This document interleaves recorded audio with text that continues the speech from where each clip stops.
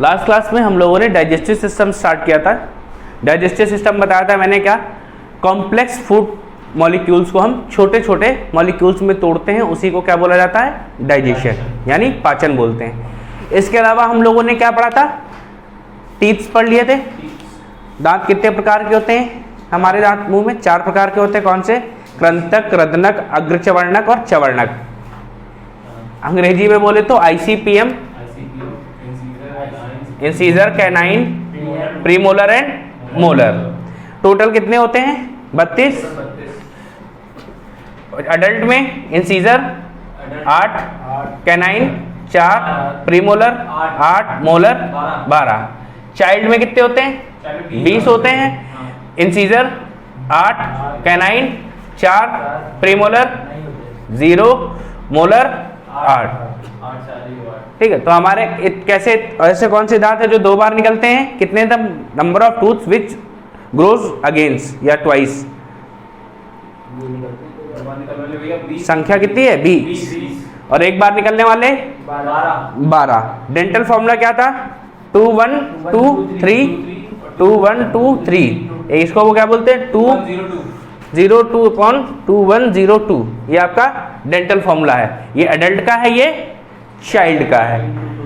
ठीक है, हमारे शरीर में वेस्टिजियल ऑर्गन कौन से हैं, अवशेषी अंग जो किसी काम के नहीं होते हैं, हाँ, और अपेंडिक्स, टेल बोन, हाँ, अपेंडिक्स और ईयर मसल, और भैया ये बॉडी हेयर, 5 ही तो चाहिए, नोज टिप, ये भी वेस्टिजियल पार्ट है।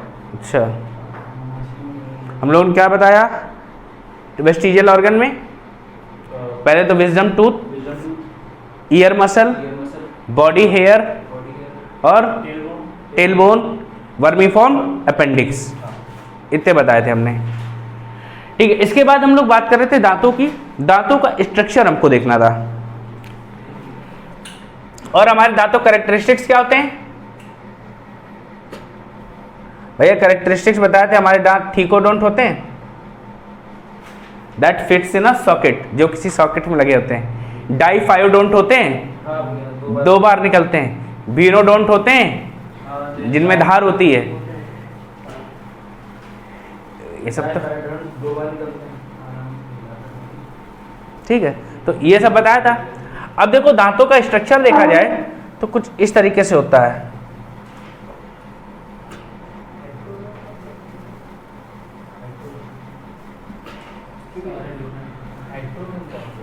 हेट्रोडोंट मतलब we have different kinds of teeth. भाई इंसीजर अलग है, कैनाइन अलग है, प्रीमोलर अलग है, मोलर अलग है। ठीक, अब दांत की बात करें तो दांत में जो अपर पार्ट होता है, इसको देखें तो इसको बोलते हैं क्राउन। ठीक है, और इस वाले पार्ट को बोलते हैं रूट। ये गम्स हैं। अब दांतों के अंदर क्या होता है,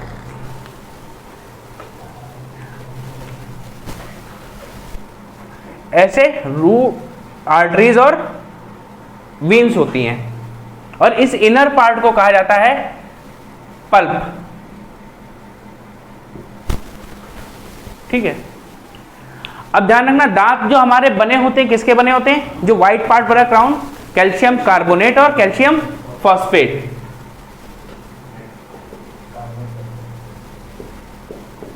ठीक है, अब ये जो अपर पार्ट है इसको कहा जाता है इनेमल। इनेमल कहा जाता है, और ध्यान रखना ये हमारी बॉडी का सबसे हार्डेस्ट पार्ट है। दांतों के ऊपर की जो कैप है, क्राउन वाला पार्ट है, वो क्या है, इनेमल, और वो क्या है, हमारी बॉडी का हार्डेस्ट पार्ट है, सबसे कठोर भाग। हाँ, शरीर का सबसे कठोर भाग। ठीक है, hardest part of human body. कोई दिक्कत यहां तक? ये क्या है, हमारे वेन्स और आर्टरीज हैं। कभी कभी इन्हीं में हमारे क्या खाना खाते हैं, खाना हमारा फंसा रहता है, दांतों के बीच में, और ये क्या होता है, उन खाने में बैक्टीरिया लग जाते हैं। वही बैक्टीरिया क्या हमारे दांतों में बोलते हैं डॉक्टर कीड़े लग गए। जब कीड़े लग जाते हैं तो क्या हमको दर्द होना शुरू हो जाता है, पस पड़ने लगता है। पस पड़ने लगता है तो हमें डॉक्टर क्या करेगा, बोलता है आरसीटी करा दो। आरसीटी क्या है, root canal treatment. Root canal treatment वो क्या करता है डॉक्टर, एक आपको इंजेक्शन लगाएगा, ये शून्य कर देगा, इनको सब छेद करके इनको बेकार निकाल देगा, और ऊपर से अगर रिपेयर करने लाएगा तो मसाला साला भर देगा। किसी मेटल के साथ एमलगम भरा जाता है, एमलगम मतलब मैग्नीशियम मरकरी के साथ कैप लगाते हैं, वो तो लगाते हैं। अगर मान लो मसाला भरा जाता है, मसाला क्या होता है, एमलगम होता है, ठीक है। या तो फिर कैप लगाते हैं जिसे क्या कहते हैं, सोने के दांत, सोने के दांत लगवा लिए, चांदी के लगवा लिए, जो जैसा लगवा पाए। आजकल तो नॉर्मल वाइट ही लगवाते हैं लोग, ठीक है, तो कोई दिक्कत यहाँ तक। अब देखो जो हमारे दांतों में वाइटनेस होती है वो किसकी वजह से आती है, ये पूछा जा रहा है, which chemical compound causes whiteness in our teeth. हमारे दांतों में जो ब्राइटनेस आ रही है किसकी वजह से होती है, वो होती है फ्लोरीन की वजह से। फ्लोरीन की वजह से हमारे दांत सफेद चमकते हैं। बट अगर ये फ्लोरीन एक्सेस अमाउंट में हो जाए तो ये हमारे दांतों का टूथ डिके भी करवा देती है, ठीक है। अगर अत्यधिक हो जाए यानी एक्सेस अमाउंट में हो जाए तो क्या करवाएगी, टूथ डिके, दांतों को सड़ाने लगेगी।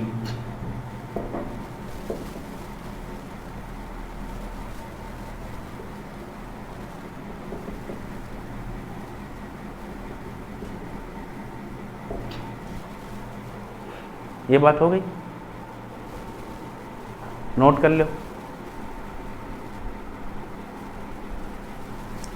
ठीक है भैया। तो मैंने क्या बताया, आपका दांत है, दांत में अपर पार्ट को क्राउन कहा जाता है, लोअर पार्ट को रूट कहा जाता है। और ये जो दांत है टोटल किसका बना होता है, कैल्शियम कार्बोनेट और कैल्शियम फॉस्फेट का बना होता है। और दांतों का जो अपर पार्ट है इसे इनेमल कहा जाता है, और ये क्या हमारे दांत का सबसे, हमारी बॉडी का सबसे कठोर भाग है, सबसे कठोर हिस्सा यही है। और क्या है, अंदर क्या है, दांतों के अंदर कैविटी होती है, इसे बोलते हैं पल्प या पल्प कैविटी बोलते हैं।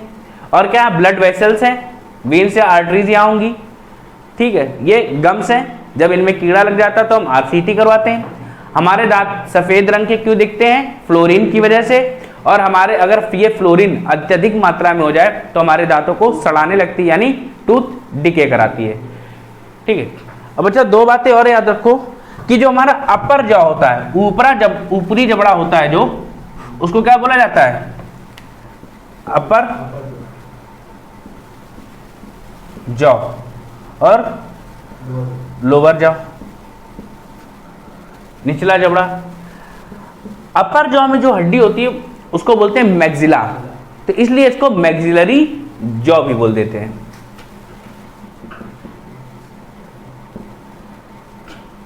कोई दिक्कत। और जो निचला जबड़ा होता है वहां होती है हड्डी मैंडिबल, तो इसको मैंडिबुलर जॉ भी बोल देते हैं।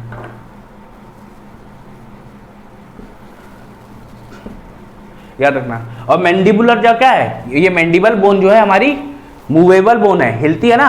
निचला जबड़ा आपका हिलता है कि ऊपर वाला, नीचे वाला हिलता है। और ये आपके बॉडी की सबसे मजबूत हड्डी होती है मैंडिबल, स्ट्रॉन्गेस्ट बोन। हाँ, मैंडिबल सबसे मजबूत हड्डी होती है।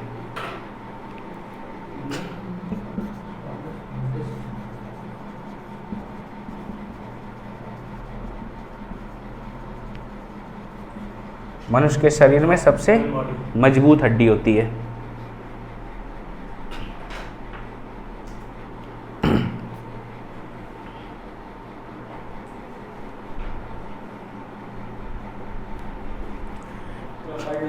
इसके बाद बात करते हैं किसकी, हम टंग की।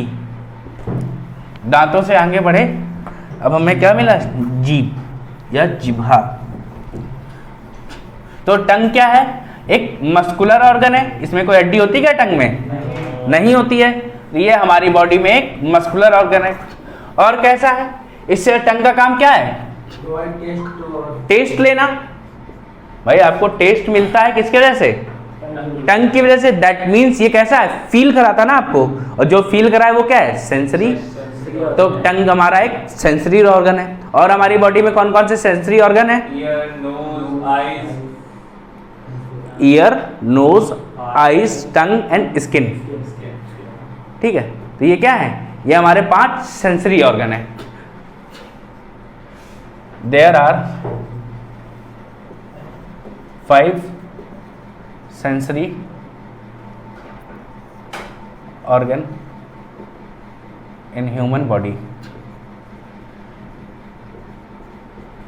मनुष्य के शरीर में 5 संवेदी अंग होते हैं।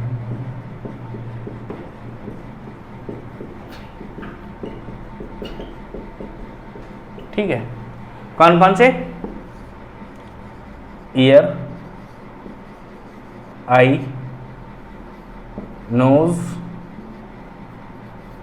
टंग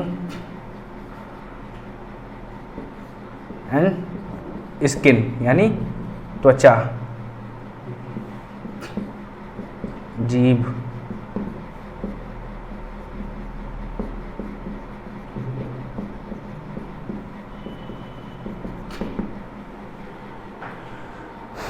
तो जिसमें से हमें अभी क्या पढ़ना है?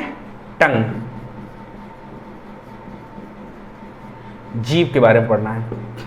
तो ये कैसा अंग है? यह एक पेशीय अंग है। It is a muscular organ. Tongue की लेंथ कितनी होती है? Approximately 10 centimetre. ठीक है, टंग की लेंथ कितनी है? 10.5। अप्रोक्सीमेटली 10 सेंटीमीटर होती है। कोई दिक्कत? अब क्या है, अब आपकी जो टंग है, टंग देखते हो आप बढ़िया आराम से, जब मस्कुलर ऑर्गन, इसमें कोई बोन नहीं, तो आप इसको क्या सपोर्ट चाहिए होगा, वरना आप कहीं भी उठा पटक दो, कंट्रोल हो पाएगी? भाई इसको कंट्रोल मिल रहा है। कंट्रोल कैसे मिल रहा है? क्योंकि हमारे गले में एक हड्डी है यहाँ पे, इसको बोलते हैं हॉइड बोन। हाँ, तो tongue is supported by hyoid bone. ये हम लोग स्केलेटल सिस्टम पढ़ेंगे तो वहां भी बताएंगे।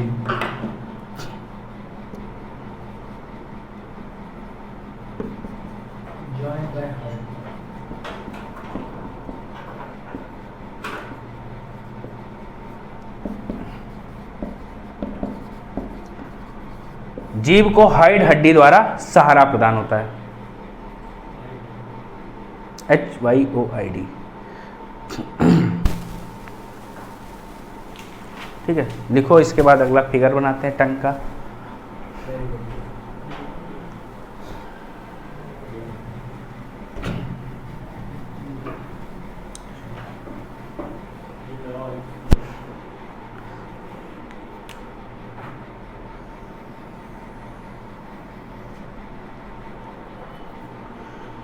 कुछ इस तरीके से शेप होती है आपकी टंग की, और जीभ के ऊपर क्या होती हैं? स्वाद कलिकाएं,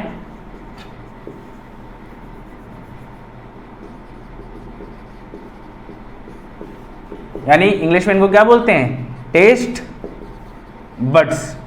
यही टेस्ट बड आपको अलग अलग स्वाद के बारे में बताते हैं आपने क्या खाया है। ठीक है, तो जो सबसे जीभ का अगला हिस्सा होता है, आगे वाला भाग, यहां पे आपको क्या महसूस होता है? स्वीट, मीठा। ठीक, अब ये जो साइड वाला हिस्सा है, यहां पे आपको महसूस होगा सॉल्ट, यानी नमकीन। कोई दिक्कत यहां तक? फिर जैसे ही थोड़ा आगे बढ़ोगे, यहां सेंटर पे, यहां आपके महसूस होगा सॉर, यानी खट्टा। सॉर के आगे बढ़ोगे तो आपको मिलेगा क्या? बिटर, यानी कड़वा। और लास्ट में आप कभी कभी क्या खाते हैं? जिंजर और गार्लिक खाते हो। थोड़ा सा उसमें क्या होता है? जिंजर और गार्लिक में सेंसेशन ज्यादा होती है। तो यहां पे आपको किसका? जिंजर और गार्लिक का स्वाद मिलता है, जिंजर और ओनियन। कोई दिक्कत? सबसे ऊपर से? हाँ, सबसे लास्ट में एकदम वो क्या मिलेगा? जिंजर और ओनियन का। यहाँ पे कड़वा मिलता है, यहाँ पे खट्टा मिलता है, ये साइड्स में नमकीन यानी सॉल्टी, सबसे आगे स्वीट मिलता है। ठीक है, यहाँ पे आपका गार्लिक भी लिख सकते हो ऑनियन के साथ, लहसुन। ठीक है, ठीक है। अब आप क्या करते हैं, कभी कभी आप जीभ को फोल्ड करके देखते हैं, या कभी कभी टंग क्लीनर कर रहे हो, टंग क्लीनर से आपने साफ किया अपने टंग को, तो आपको क्या दिखाई देगा, टंग में कुछ फाइबर जैसे स्ट्रक्चर क्या होते हैं, खींचते हैं, छोटे छोटे पार्टिकल दिखते हैं, उनको बोलते हैं पैपली। क्या बोला जाता है, पैपली बोला जाता है। और ये 4 टाइप के होते हैं, कौन कौन से, फिलीफॉर्म,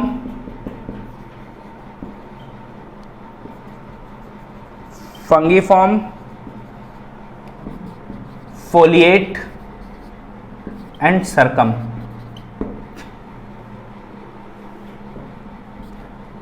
देखो बहुत जल्दी तो पूछता नहीं है पेपर में, लेकिन कभी कभी मन उसका भटक जाता है, फिर वो पूछ लेता है। तो आपको याद रखना है कि ये कहाँ पे, इनके फंक्शन नहीं याद करने हैं, कम ज़्यादा क्या है करती कुछ नहीं याद करना है। ये टेस्ट बर्ड्स नहीं होते हैं, टेस्ट बर्ड इनके नीचे हो सकते हैं, बट ये टेस्ट बर्ड नहीं होते हैं, पार्ट है बॉडी। अलग अलग जो फाइबर दिख रहे हैं वो अलग अलग टाइप के हैं, वहाँ पे 4 टाइप के बताए मैंने, कौन कौन से, फिलीफॉर्म, फंगीफॉर्म, फोलिएट और सर्कम।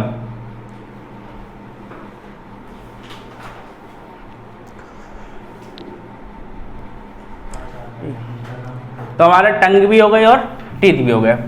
अब अगला देखो, हमारे माउथ में क्या होते हैं, कुछ ग्लैंड्स होते हैं। कैसे ग्लैंड्स थे हमारे माउथ में, एक्सोक्राइन की एंडोक्राइन, बहिस्रावी या अंतःस्रावी, एंडोक्राइन कौन बोला, डंडा लाओ, स्लाइवरी ग्लैंड एक्सोक्राइन होता है कि एंडोक्राइन होता है, हैं? ठीक है, तो भैया ये जो हमारी स्लाइवरी ग्लैंड्स होती हैं ये एक्सोक्राइन ग्लैंड्स होती हैं।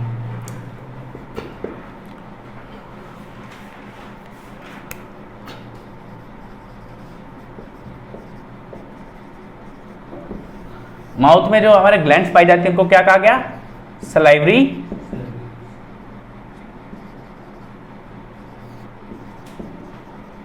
ग्लैंड्स, यानी लार ग्रंथियां। ठीक है, अब ये 3 टाइप की होती हैं हमारे मुंह में और सभी पेयर्स में होती हैं। ठीक है, तो सबसे पहली होती है पैरोटिड, पैरोटिड सलाइवरी ग्लैंड।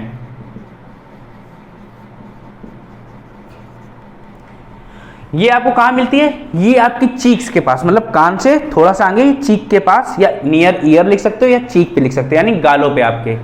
ठीक है,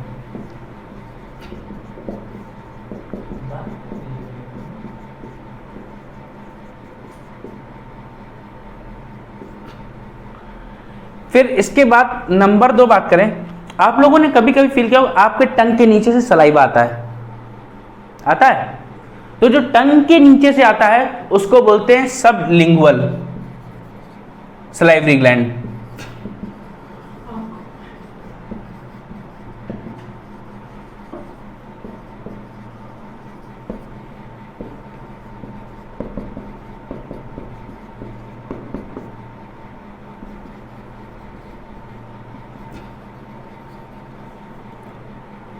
ठीक है, और क्या, कभी कभी आपके जब एक क्या है, आपके जबड़ों के पास होती है।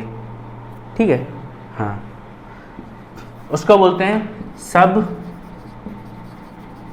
Mandibular salivary gland. ये कहाँ है, नियर जॉ, जबड़े के पास। तो भैया ये याद रखना, ये सब पेयर में होती हैं, एक पैरोटिड इस साइड होगी तो एक पैरोटिड इस साइड भी होगी, एक स्लाइवरी सबलिंगुअल इधर होगी तो एक इधर भी होगी, एक इधर तो एक इधर, तीनों है, तीनों पेयर में होंगी। पैरोटिड है, हाँ, parotid salivary gland, sublingual salivary gland, submandibular salivary gland. हाँ, अब देखो इन ग्लैंड से निकलती है क्या, सलाइवा। अब उस सलाइवा में क्या क्या होता है,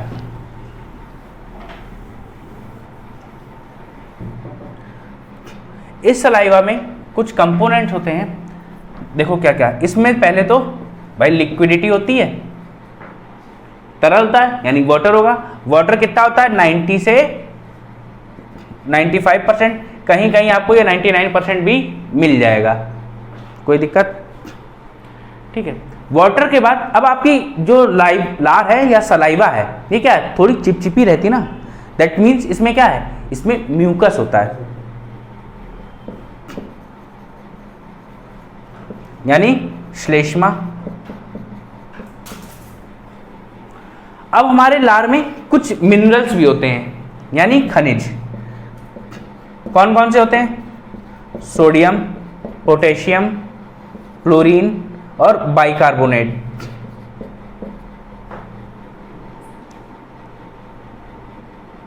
कोई दिक्कत यहां तक? अब देखो और क्या मिलता है, हमारे लार में कुछ एंजाइम्स भी होते हैं। एंजाइम्स कौन कौन से, इसको बोल देते हैं स्लाइवरी, एमाइलेज। भाई लार में पाया गया एमाइलेज को क्या कहा गया, लारी एमाइलेज या स्लाइवरी एमाइलेज, या इसको हम लोग कभी बोल देते हैं टाइलिन एमाइलेज।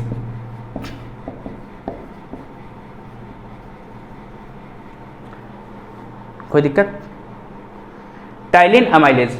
और ये क्या करता है, ये हमने जो कार्बोहाइड्रेट्स खाए हैं, कार्बोहाइड्रेट जो हमने खाए हैं उनको क्या करता है, डाइजेशन में हेल्प करता है। और ऑलमोस्ट 30% कार्बोहाइड्रेट हमारे माउथ में ही कन्वर्ट हो जाते हैं। किसमें, हमने कार्बोहाइड्रेट्स खाए थे वो बड़े कंपाउंड्स हैं, इनको डाइसैकेराइड्स में डायरेक्ट कन्वर्ट कर देता है, मतलब जटिल को सरल में कन्वर्ट कर दिया, उसी का क्या डाइजेशन का गया। कोई दिक्कत। और क्या मिलता है, एंजाइम्स की बात करें तो और मिलता है लाइसोजाइम। लाइसोजाइम का क्या काम होता है, जब आपने खाना खाया, खाना खाने के साथ अगर कुछ बैक्टीरिया चले गए, भाई हर चीज प्योर तो है नहीं, एयर में बैक्टीरिया, सेल बैक्टीरिया, खाना खाते समय कुछ भी इम्प्योरिटी जा रही है तो उसको क्या करता है, ये उसको डिस्ट्रॉय कर देता है, ठीक है। एक्ट एज डिसइंफेक्टेंट, हाँ, खाने क्या कर रहा है, इन्फेक्शन नहीं होने देगा।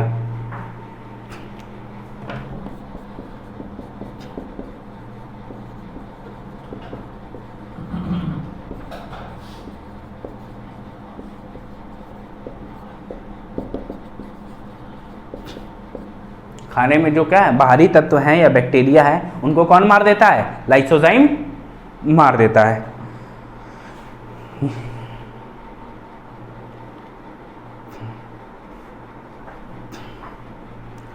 अब आपके एक दिन में कितनी सलाइवा बनती होगी, क्या उम्मीद है?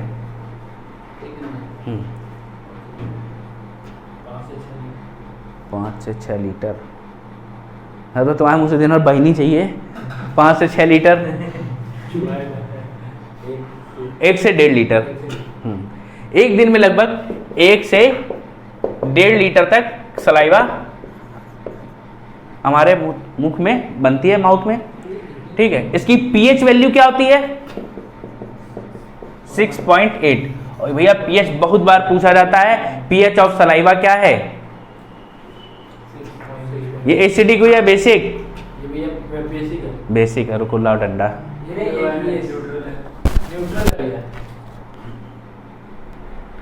ठीक है। तो क्या पीएच वैल्यू इसकी 6.8 होती है, 7 तक, 7 से नीचे एसिडिक, 7 से ऊपर बेसिक।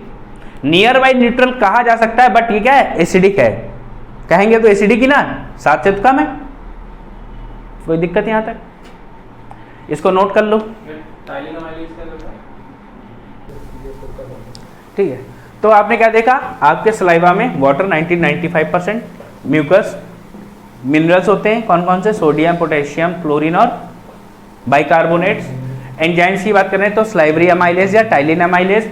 लाइसोजाइम्स होते हैं, ये जो माइक्रोब्स आ जाते हैं छोटे छोटे, जो हमारे इम्प्योरिटीज जिन्हें हम कह सकते हैं, जो अगर खाने में आ गए तो उनको ये क्या कर देता है, डिस्ट्रॉय कर देगा या किल कर देगा। अब आगे बढ़ते हुए देखते हैं क्या,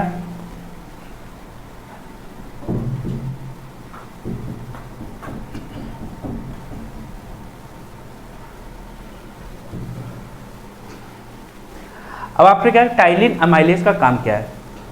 अब आपने क्या खाया? कार्बोहाइड्रेट्स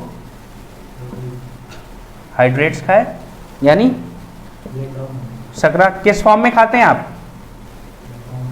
कार्बोहाइड्रेट आप किस फॉर्म में खाएंगे? स्टार्च या मंड के रूप में आप खाते हैं। जब आपने खाया तो खाने में क्या होगा, इसमें मिल जाएगा टाइलिन अमाइलेज, और ये क्या करता है, इसको माल्टेज में तोड़ देता है।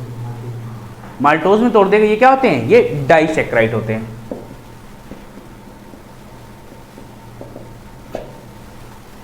ठीक है, तो यहां पे क्या होगा, ऑलमोस्ट 30% कार्बोहाइड्रेट का डाइजेशन यहीं पे हो जाता है। तो क्या, हाँ, partial digestion of carbohydrate took place in mouth. Carbohydrate का आंशिक रूप से पाचन मुख में प्रारंभ हो जाता है। तो आपका डाइजेशन कहां से स्टार्ट हो जाता है? माउथ से ही स्टार्ट हो जाएगा, याद रखना। कई बार पूछा गया आपका पाचन प्रक्रिया कहां से शुरू होती है, लोग पेट लगा देते हैं ऑप्शन में। स्टमक नहीं होगा, माउथ होगा।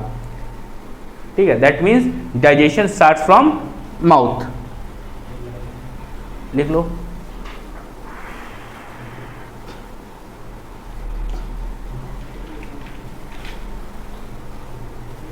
कभी कभी आप क्या करते हैं, आपने दवाइयाँ खाई, दवाई खाते हैं, तो दवाई खाते समय अब आपके माउथ में क्या म्यूकस है, ये जो म्यूकस है उन ड्रग्स को सीधे एब्जॉर्ब कर लेता है।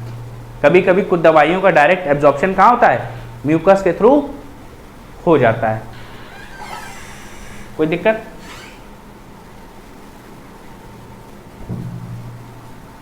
अब आपने खाना खाया, डाइसैकेराइड में टूट गया, टूटने के बाद क्या हुआ, अब खाने में मिला सलाइवा, सलाइवा मिला, और जो अनडाइजेस्टेड पार्ट मुख में बचा, खाने में जो मुंह में आपके क्या है, आप बचा हुआ खाना सिर्फ कार्बोहाइड्रेट पटे, तो आपने क्या क्या खाया?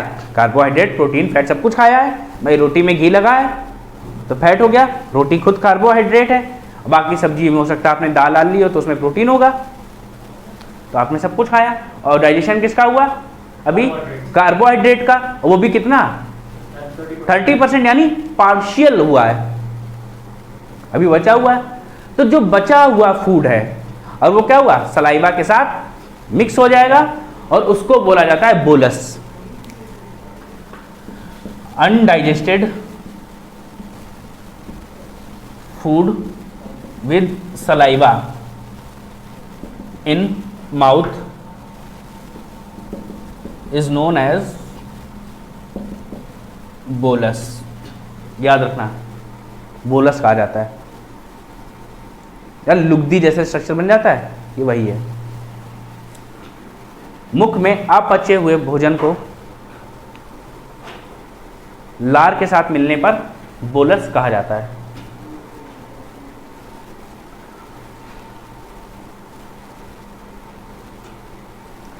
कोई यहां तक हो गया ना? इसको नोट करो।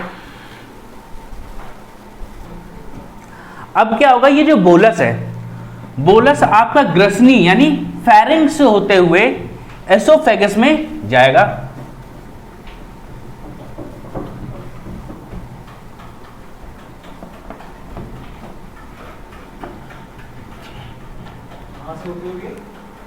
Oesophagus, pharynx, ग्रसनी।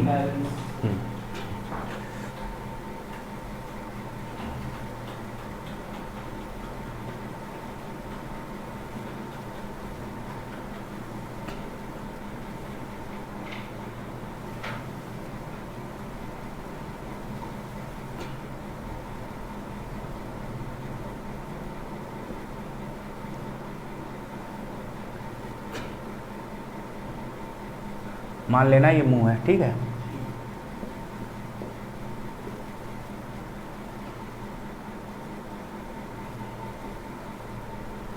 कुछ ऐसे स्ट्रक्चर होगा, यहां पे आपका फेरिंक्स होगा,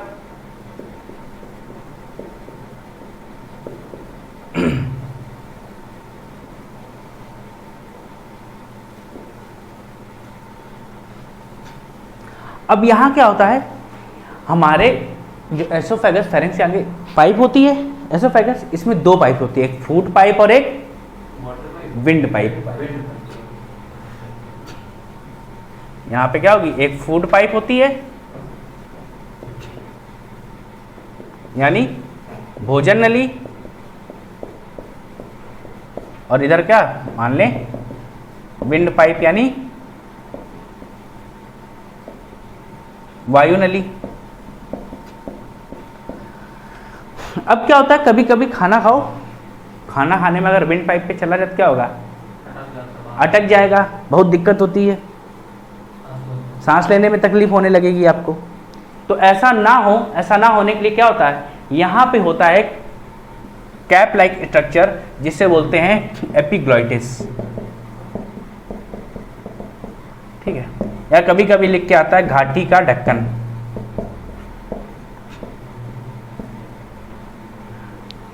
तो ये एपिग्लॉटिस क्या करता है, जब आपने खाना खाया तो ये विंड पाइप को कंप्लीटली कवर कर लेता है, जिसकी वजह से क्या होगा, अब आपका खाना विंड पाइप में नहीं जाएगा, सीधे सीधे कहाँ जाना है उसको,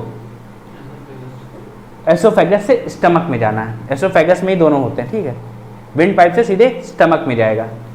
अब स्टमक में जाएगा, स्टमक में क्या, अब ये जो एसोफेगस में मसल्स होती हैं, मसल्स का इसमें कैसे काम करती हैं, ये कॉन्ट्रैक्ट करती हैं रिलैक्स करती है, कॉन्ट्रैक्ट करती है रिलैक्स करती हैं, मतलब संकुचित होंगी फिर आराम की अवस्था में आ जाएंगी। तो कोई भी चीज जब आप दबाओगे यानी कॉन्ट्रैक्शन हुआ तो क्या होता है, आप रेत हाथ में पकड़ो, जितना कसोगे उतनी बाहर निकलती है, कॉन्ट्रैक्शन हो रहा है, और फिर रिलैक्स करोगे तो कोई दिक्कत नहीं। तो ऐसे ही हमारी एसोफेगस में भी होता है, जब कॉन्ट्रैक्शन होता है तो फूड आगे की तरफ जाता है, फिर खुलेगा तो फिर फूड उसमें भर जाएगा, फिर दबेगा तो फूड नीचे चला जाएगा। तो ऐसे मूवमेंट होता है, और इस मूवमेंट को कहते हैं peristalsis, movement of food in oesophagus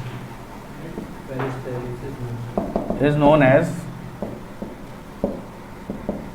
peristalsis motion या क्रमाकुचन बोलते हैं।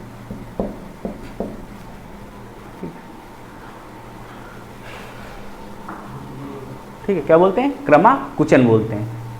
कोई दिक्कत यहाँ तक? तो भैया एसोफेगस से आपका खाना आगे की तरफ बढ़ गया, इसको नोट कर लो। The movement of food in oesophagus is known as peristalsis. अब क्या हुआ, ये फूड आपका एसोफेगस से पास होते हुए कहाँ जाएगा, स्टमक में।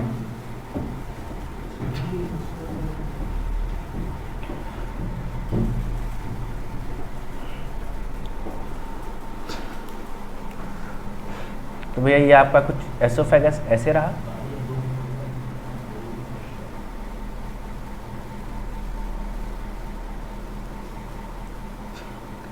ये आपका स्टमक होगा यहाँ पे, ठीक है। तो स्टमक से, स्टमक के तीन पार्ट होते हैं, कौन कौन से, एक होता है जो देखो, जो एसोफेगस को स्टमक से जोड़ता है, या ग्रास नली को जो पेट से जोड़ रहा है, इसको बोलते हैं क्या, कार्डिया, ठीक। फिर जो अंदर वाला पार्ट है इसको बोला जाता है फंडस, कोई दिक्कत। और जो लास्ट पार्ट है इसको क्या बोलते हैं, पाइलोरिक। एसोफेगस के आगे वाला पाइप सीधा आया है। हाँ, एसोफेगस आया, ये एसोफेगस है, एसोफेगस से क्या हुआ, स्टमक जुड़ा। अब स्टमक के तीन पार्ट होते हैं, कार्डिया, फंडस और पाइलोरिक।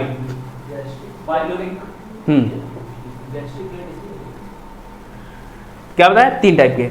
अब जो स्टमक है आपका, ये कैसा है, मस्कुलर ऑर्गन है कि हड्डियां हैं किसी के पेट में, कुछ लोगों के पेट में अटैक हो रहा होगा अभी, है क्या कोई ऐसा, नहीं हो रहा तो कोई बात नहीं, ठीक है। तो ये क्या है, मस्कुलर ऑर्गन यानी पेशी अंग है, इट इज द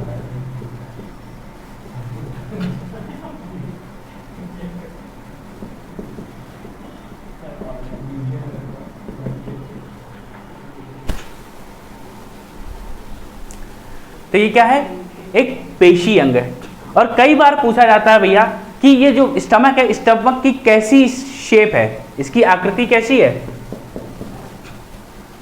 तो भैया अंग्रेजी का एक अक्षर है जो ऐसे बनता है, दिख रहा है, जे आकृति की होती है। इसका शेप कैसा होता है, जे।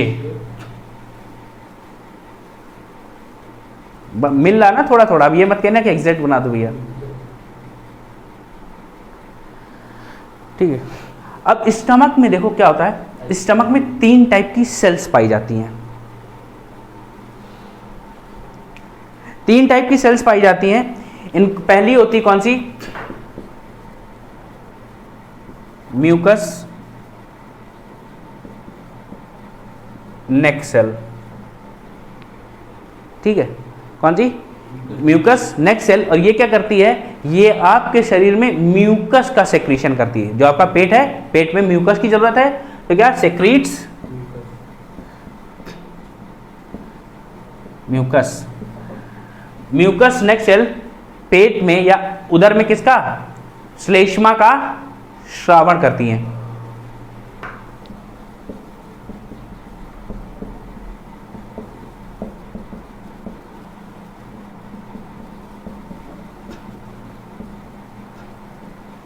कोई दिक्कत। अगली कौन सी है, पेप्टिक, या इसको बोल देते हैं चीफ सेल। कोई दिक्कत। पेप्टिक या चीफ सेल ये क्या करता है, ये हमारी बॉडी में प्रो एंजाइम पेप्सिनोजन का सेक्रेशन करती है। प्रो एंजाइम पेप्सिनोजन, या मोटा मोटा याद कर लो किसका, पेप्सिनोजन का सेक्रेशन करती है। हमारे शरीर किसका, पेप्सिनोजन को स्रावित करती है।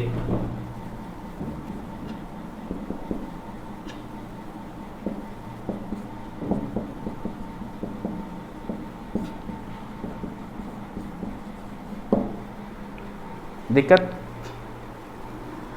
ठीक है। और लास्ट है पैराइटल या ऑक्जेंटिक सेल। कहाँ लिखें इसको, यहां लिख दें।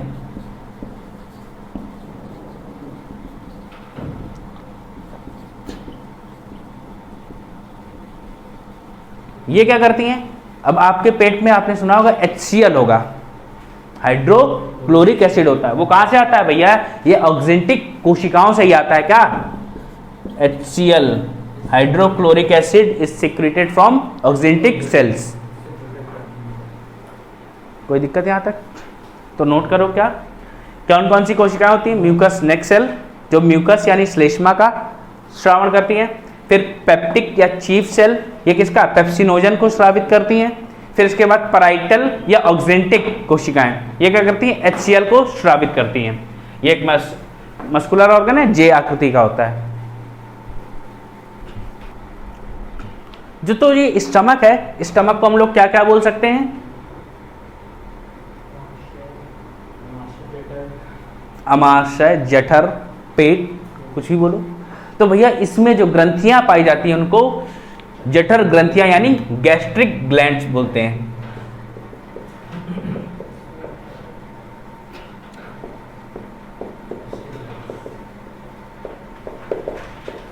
कोई दिक्कत। इनमें जो ग्लैंड्स पाई जाती हैं उनको क्या बोलते हैं, गैस्ट्रिक ग्लैंड।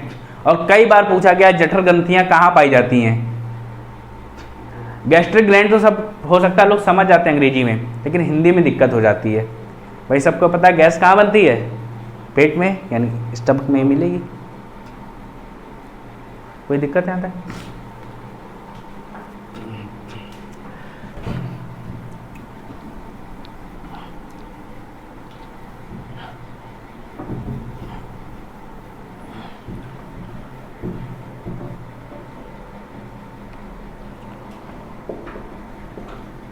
क्या बताया, कार्डिया, फंडस और पाइलोरिक, 3 पार्ट होते हैं। अब आपकी बॉडी में हमने क्या क्या बताया, HCl मिला, पेप्सिन मिला, और साथ में एक रेनिन भी मिलता है। HCl, पेप्सिन और रेनिन, ये सब जब साथ में मिल जाते हैं प्लस कुछ वाटर, ये सब मिलके भैया बनाते हैं क्या, गैस्ट्रिक जूस। इसको क्या कहा जाएगा? गैस्ट्रिक जूस कहा जाता है, जठर रस।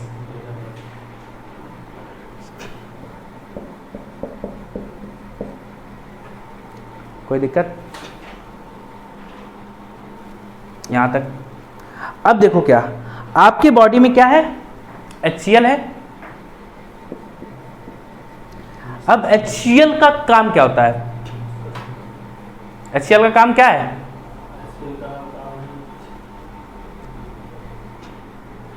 देखो सबसे पहली बात तो हमारी बॉडी में जो HCl पाया जाता है उसकी कंसंट्रेशन कितनी होती है? 1.5 से 2 तक, या कई बार 1.8 लिख के आ जाती है।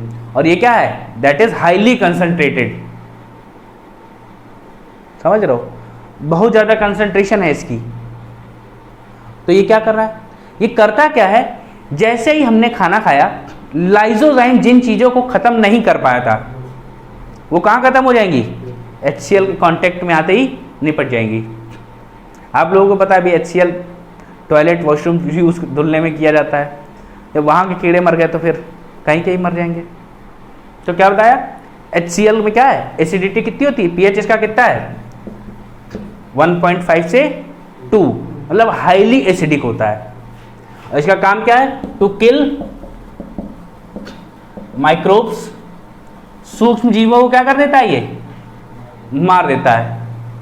खाने के साथ जो भी सूक्ष्म जीव आएंगे उनकी हत्या कहाँ होगी? पेट में होगी। कौन करेगा? HCl करेगा। और HCl का क्या काम है? अब भैया आपको मैंने बताया, आपको निकल रहा था प्रोरेनिन और प्रो एंजाइम पेप्सिनोजन, दो चीज निकल रही थी। कोई दिक्कत? कौन कौन सी? प्रो एंजाइम पेप्सिनोजन, और दूसरे को बोलते हैं प्रोरेनिन। अब ये जो दो एंजाइम है इनका क्या काम है? ये प्रोटीन के पाचन में सहायक होते हैं। लेकिन कैसे प्रोटीन को पचाएंगे? पहले इसको नोट कर लो जरा। इसकी pH कितनी होती है? 1.5। और इसका काम क्या होता है? सूक्ष्म जीवों को मारना। इसके आगे का बताते हैं, अभी नोट करो।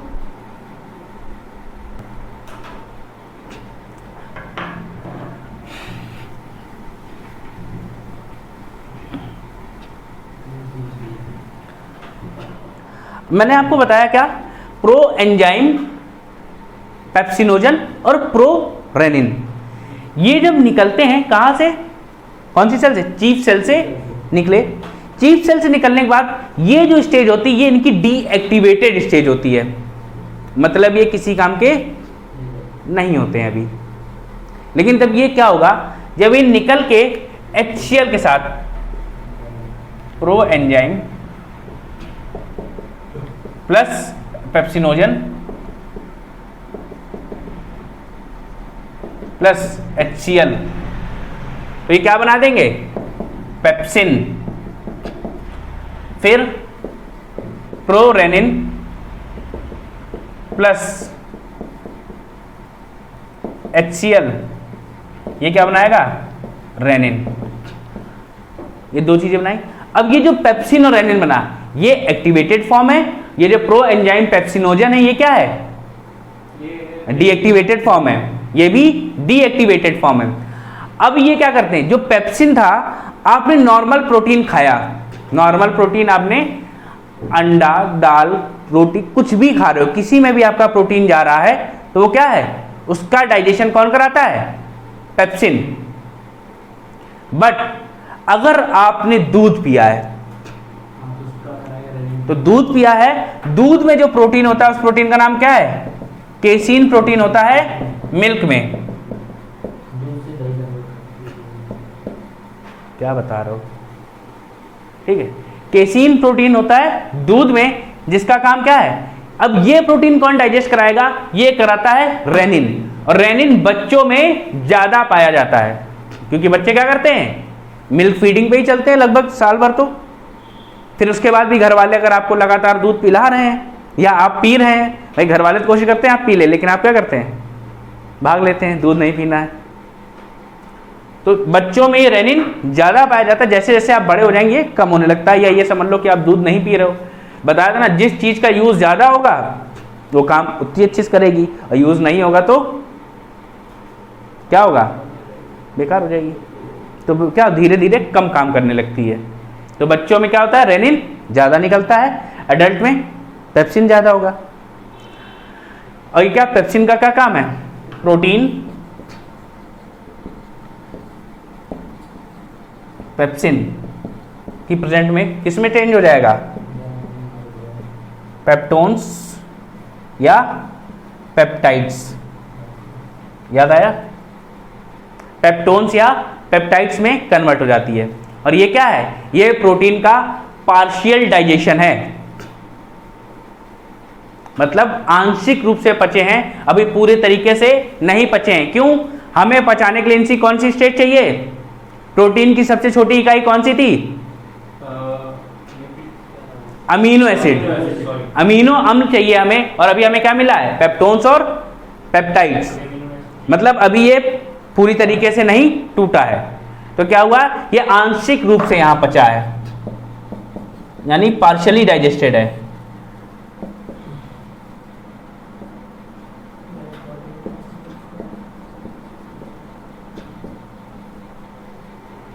कोई दिक्कत, रेनिन क्या करता है, रेनिन भी वही करता है, पेप्सिन के साथ आप रेनिन भी लिख सकते हो, या तो चाहो एक अलग इक्वेशन बना लो, वहां मिल्क प्रोटीन लिख लो, ठीक है, अरे लिख लो ऐसे, मिल्क प्रोटीन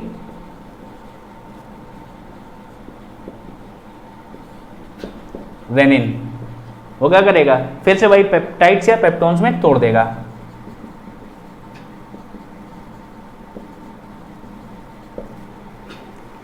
कोई दिक्कत यहां तक,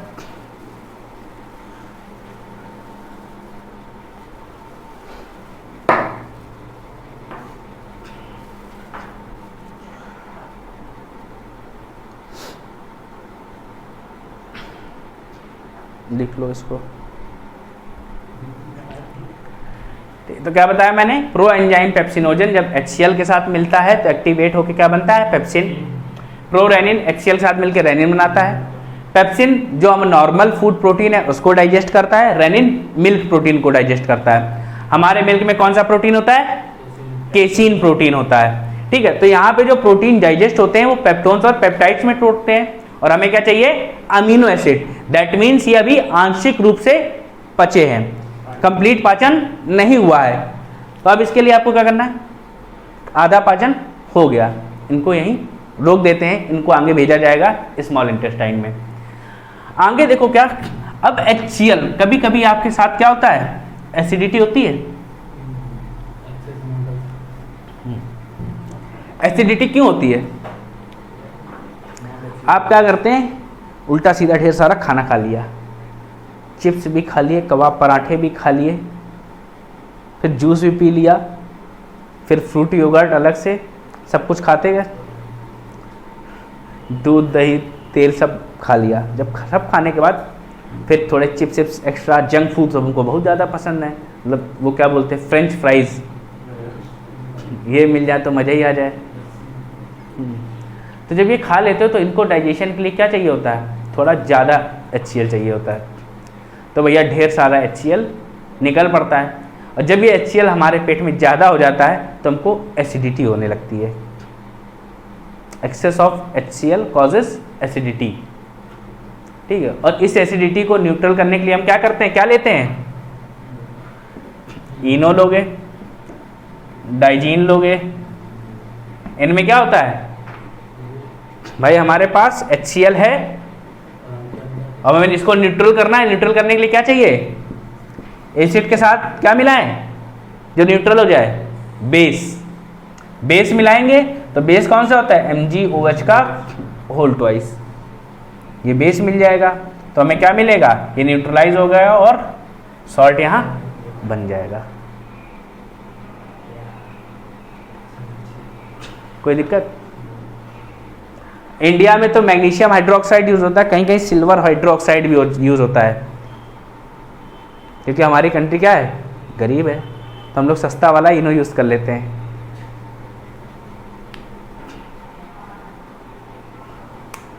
बाहर कौन सा यूज होता है? Silver hydroxide.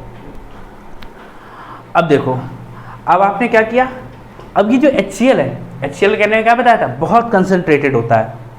कंसंट्रेटेड है तो ये हमारी बॉडी को नुकसान पहुंचा सकता है, लेकिन नुकसान क्यों नहीं पहुंचाता है, क्योंकि हमारे पेट में एक लेयर होती है जिसको बोलते हैं म्यूकोसा।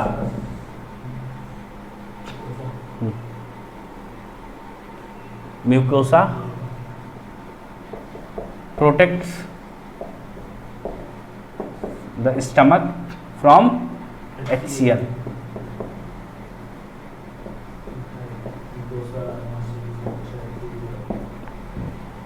ठीक है, ये पूछता है कौन सी परत है जो पेट को HCl यानी हाइड्रोक्लोरिक एसिड से बचाती है, वो है म्यूकोसा। ये हो गया। अब क्या बचा, डाइजेशन। हाँ, अब देखो आपका जो प्रोटीन का डाइजेशन होता है वो कौन से प्रोसेस से होता है, वो वहीं लिख लेना, इमल्सिफिकेशन होता है यानी पायसीकरण। इसका आपने प्रोटीन का डाइजेशन करवाया था अभी, प्रोटीन किसके, पेप्सिन की मदद से हो रहे थे। तो ये क्या होगा, प्रोटीन आपने जो खाया था वो बड़े बड़े पार्टिकल्स थे, अब प्रोसेस क्या हुई, यहाँ इमल्सिफिकेशन हुआ, इसको बोलते हैं पायसीकरण। इसमें क्या होता है, बड़े बड़े पार्टिकल छोटे छोटे पार्टिकल्स में ब्रेक डाउन जाते हैं, इसी क्या बोला गया, पायसीकरण, इमल्सिफिकेशन। तो आपका जो प्रोटीन जो डाइजेस्ट हो रहा है किस प्रोसेस से हो रहे हैं, इमल्सिफिकेशन यानी पायसीकरण से हो रहे हैं। ठीक, कोई दिक्कत, म्यूकोसा क्या होता है इसका? ये हमें HCl से बचाती है, हमारे पेट को HCl यानी हाइड्रोक्लोरिक एसिड के प्रभाव से बचाती है।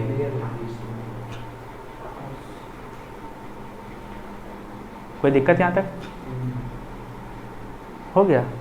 अब एक चीज और बची, अभी आपने क्या देखा, खाना यहाँ पचित हुआ, लेकिन क्या हुआ, कार्बोहाइड्रेट कहाँ डाइजेस्ट हुए थे, मुख में, माउथ में।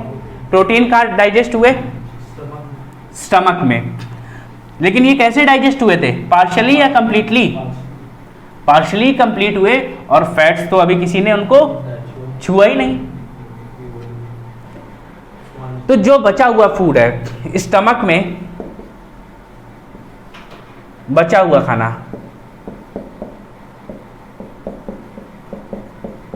उसको क्या कहा जाता है, chyme. Undigested food in stomach is known as chyme. या कभी कभी कह देते हैं, अब ये क्या खाना आपने खाया है, खाने के लिए क्या मूवमेंट हो रही होगी इसको पचाने के लिए, तो जो मसल्स पेट में मूवमेंट करती हैं इस खाने के लिए, उसको क्या बोलते हैं, काइम बोलते हैं। या movement of muscle in stomach is known as chyme. पेट में पेशियों की गति को भी काइम कहा जाता है। और रिमेनिंग फूड को भी, हाँ, जो अनडाइजेस्टेड फूड स्टमक फूड है उसको क्या काइम कहा गया। माउथ में क्या कहा गया था अनडाइजेस्टेड फूड को, बोलस। बोलस।